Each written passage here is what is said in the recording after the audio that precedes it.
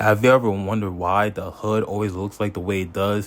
Why poverty, crime, and hopelessness seem to cycle generation after generation in certain zip codes?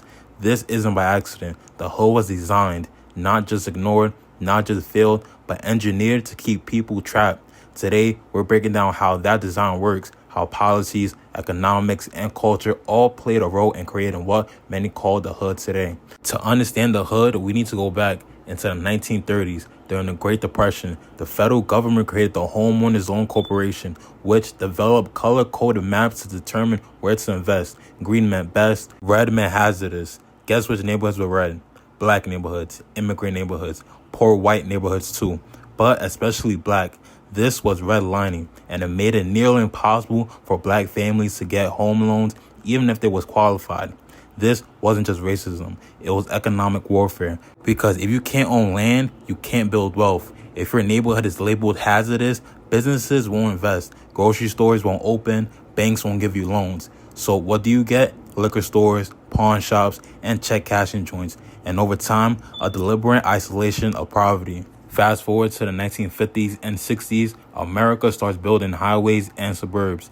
This is the era of urban renewal, a term that sounds positive but often meant one thing: removal. Black communities were bulldozed to make way for freeways. Displaced residents were pushed into overcrowded housing projects. You heard of Cabrini Green in Chicago or the Pura Igo in St. Louis. These weren't accidents. These were state-sanctioned holding pens. The projects were over-policed but under-resourced. There were no investment in education, no investment in opportunity, just surveillance, control, and containment. It's like building a cage, then blaming the people inside for not flying away.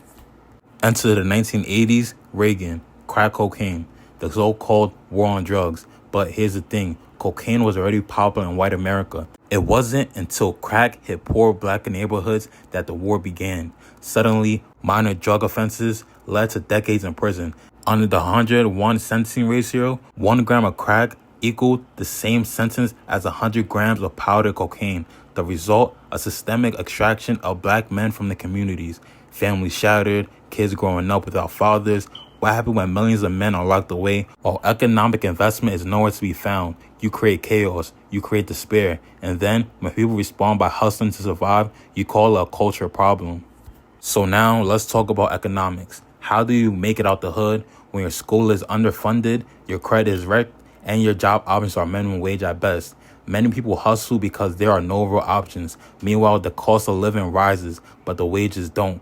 That's not laziness. That's structural suffocation. The trap is real, not just in the streets, but in the policies. If you get a government benefit, you're penalized for earning more. You take a better job, you lose your housing. You go to college, you take on debt, but still can't compete. The system says, stay where you are.